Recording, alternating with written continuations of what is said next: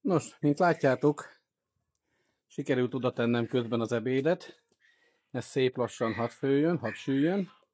És közben mutatnám, hogy mibe sikerült a gazdaságba előre haladni. Ugye augusztus 13-a óta akkor volt az utolsó jelentős videó, helyzetjelentés videó. Hát itt elsősorban mutatom nektek, hogy sikerült azt a nyúlketrecet megszüntetni, szétszedni, felszámolni, ami ugye itt mondtam, hogy zavaró tényező volt, és sikerült ezt a területet szintén lebetonozni. Így most már megszűnt egy komoly egérfészek, illetve patkányok is ugye járkáltak itt, úgyhogy ezeket sikerült megszüntetni, és kaptam egy elég nagy területet. Így, ha az úr könyörül, akkor ha az idén lehet már nem is, de jövőre megvalósíthatom azt a tervem, amit készültem, ugye egy nagy nyúlketrecet ide, ugye faltól falig. A másik dolog, ami megvalósult, hogy sikerült magát a füstölőt beüzemelni, kipróbálni, ami azt jelenti, hogy megvolt az első füst. Még maradt benne egy kis kolbász, de már nem sok. Összesen 10 kilót tettem vele, 11 kilót pontosabban kolbászból, de hát ez egy az egybe, hogy mondjam nektek, ez hogy igazából elnyelte ezt a mennyiséget, tehát tényleg ez egy hatalmas nagy füstölő, de nagyon jó füstöl, nagyon jó bevált a kis régi csugun, tehát ilyen öntvény rész, amiben tüzet rakok, úgyhogy meg vagyok vele elégedve. Nem sokára lesz a következő adag nyúlkolbász. Ugye megvalósult, hogy sikerült a fát a kertből összevágni. Látjátok, be is hordtuk, úgyhogy a szabadság alatt ez segítséggel, de igaz, de megvalósult. Úgyhogy itt most fel vagyok újra készülve a térre. Na most, ami még megvalósult, az annyi, hogy a nyúlketrec, ami szét lett szedve, az szépen kétféle anyagra lett válogatva, tehát haszonfára, mint látjátok, ezt még fel lehet használni, ezt is. Természetesen nem nyúlketrec építésére, azért azt megjegyezném, hanem nem tudom, ha majd szükségem lesz egy kis faanyagra, akár foltozgatásra, illetve ez még megy a hulladékba, gyújtósnak jó lesz, csak ezt még össze kell fűrészelni, mert ez nagyon-nagyon szeges, és ezt körfűrésszel fogom majd összevágni. Jó bevált a stílfűrész, örültem neki, hogy megvettem, pillanat alatt összevágtam az összes fát. Ami viszont nem valósult meg, mint látjátok, hogy még mindig van rengeteg lom, kevés volt az a szabadság, úgyhogy ennyire tudtam haladni. Ez a vas ez továbbra is itt van, mert, mint említettem, nincs ára, nincs értelme leadni. Remélhetőleg jövőre el fogom tudni vinni. A széna gyönyörűen fogy, mivel javarészben mostanában főleg szénával etettem a nyulaimat és terménnyel. Főleg azért, tápot is kapnak természetesen a fiatalok, de költség hatékonyság miatt, illetve onnan is még fogok kaszálni a kertből, csak most nem volt olyan időm rá, hogy tudjak megfelelő mennyiségbe kaszálni.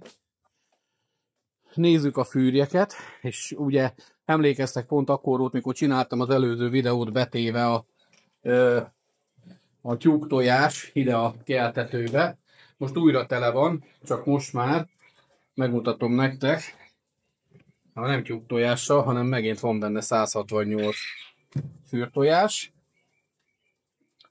Ugye keltetem a következő adag fűrjet, mivel, hogy ha megnézitek, ez itt üres fűrjek szempontjából, hiszen itt volt, a korábbi videóban vissza tudjátok nézni, kb. 150 darab fűrj. Ezt ugye az elmúlt egy hónapban ez mindent sikerült levágni, annyi maradt a 150 darabból, 2, 3, 4, 5, 6, 7, 8 darab. Tehát ilyen 140-et vagy eladtam, vagy pedig húsba vitték el. És nézzétek, a tojásból ezek a csirkék keltek ki, és most pont egy hónaposak és egy naposak. és nézzétek mekkorák. Nézzétek. Összezártam őket a fűrjekkel, amikor kinőtték, mert nagyon hamar kinőtték a bölcsőt. És csodálatos az volt, hogy nem kezdtek el bunyózni, nem kezdtek el verekedni. Ugye korábbi videómban már mondtam, hogy fűrjet és csirkét ne zárjunk össze. Igen, abban az értelemben, ha a csirke már volt kint a szabadba és érintkezik ugye különböző vadon élő állatokkal, mint a veréb vagy hasonló.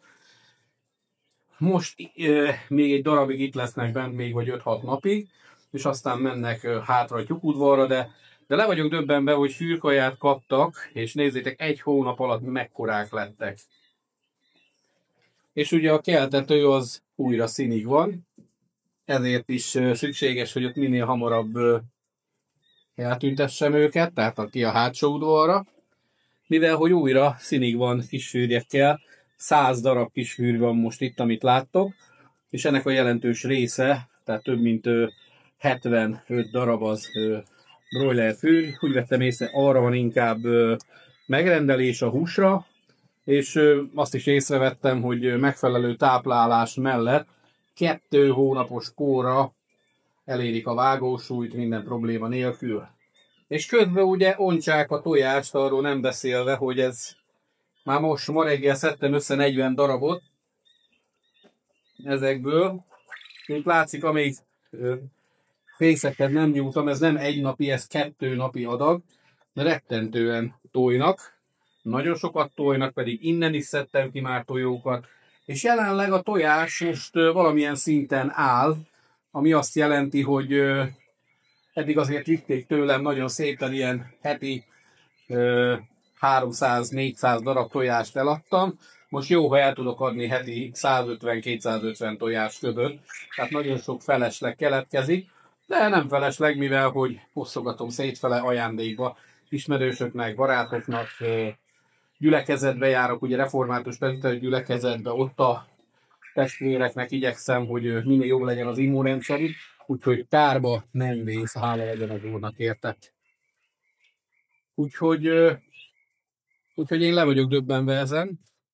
Nyulak tekintetében pedig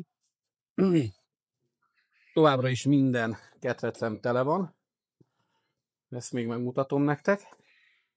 Bár az elmúlt időszakban, az elmúlt 1 hónapban 20 darab nyulat vágtam le, abból több ment kolbászba, volt, amit el is vittek, azt hiszem, hogy 5 vagy 6 darabot húsba, a többi pedig ment kolbászba. És hát még mindig, ugye minden ketrec színig van.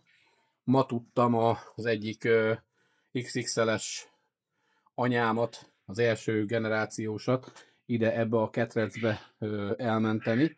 Betettem előtte a bakhoz, de hát amíg egybe vannak ilyen szinten zárva, nem akarok pároztatni, mivel, mint látjátok, azért nem minden helyen egy nyúl van, hanem nagyon sok helyen, mint itt is például a lepkéknél 4 darab, bár most csak a 2 zsanett látszódik, illetve egy lepke is előjön, de nézzétek, milyen szépen nőnek ők is. Itt a másik adag, ugye itt is 4 darab plusz az anyjuk is itt van. Emlékeztek, itt ezeknek pusztult el az anyjuk.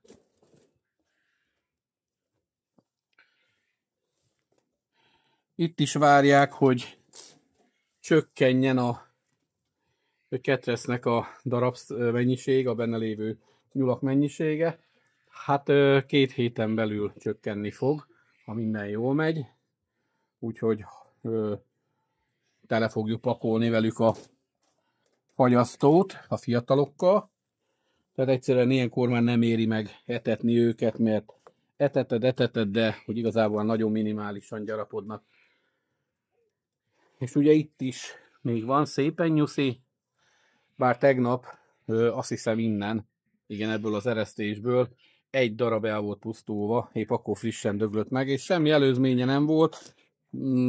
Oltást is megkapta minden, és ugye itt ez a 20-as ketrec szintén minden része színig van.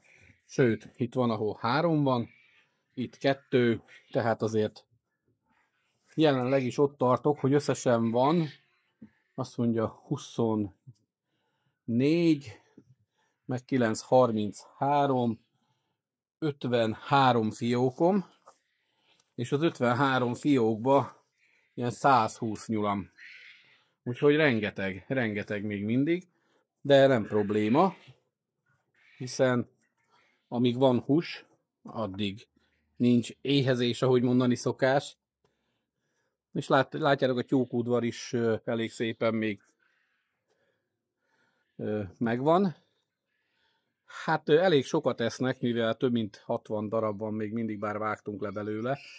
Most mondtam a feleségemnek, hogy újra jövő héten legalább 2 kakassal csökkenteni fogjuk az állományt, mert van azt hiszem 4 kakas most is, és most nem tervezek keltetőbe rakni egy jó darabig tojást, úgyhogy a 2-3 kakassal csökkenteni tudjuk, plusz pár idősebb tojóval is, hiszen a fiatalok már felváltják őket.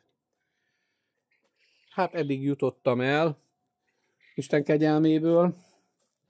Ez nem tűnik olyan sok munkának, csak annak, aki látta, hogy mi volt itt.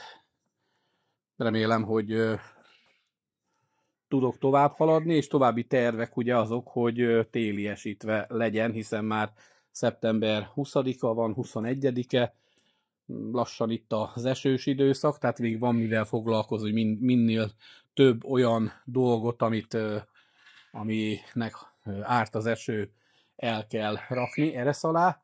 Plusz itt lesz még egy nagy munka vele, ezt a fát meg kell lesz egy kicsit nyírbálni, mivel ha komolyabb viharok jönnek, ez megint rá nőtt a tetőre, úgyhogy muszáj leszek belőle vagdosni, vagy megkérni egy hozzáértőt, aki ért hozzá, hogy szépen vagdossa meg, nyírja meg jól. Egyszer már volt ilyen hát nem egyszer, mióta megvan az a fa, de legalább, ha jól emlékszek, 3 éve. Hát akkor egy szekérfát vágtak le róla, egy szekérfám lett belőle, ami lejött a lombozatból. Úgyhogy szerintem most megint lesz egy kb. Annyi, hogyha meg lesz nyírva szépen. Hát köszönöm a figyelmeteket, hogyha új vagy a csatornámon, akkor ez csak egy ilyen olyan videó volt, ami bemutatja a gazdaságomat. Ugye törekszünk arra, hogy minél jobban önfenntartóak legyünk, minél kevesebb bolti terméket fogyasszunk, húsok tekintetében, kolbászok tekintetében, és én úgy gondolom, hogy a falun élő, vagy vidéken élő magyar családoknak ez kellene, hogy legyen egy elsődleges cél.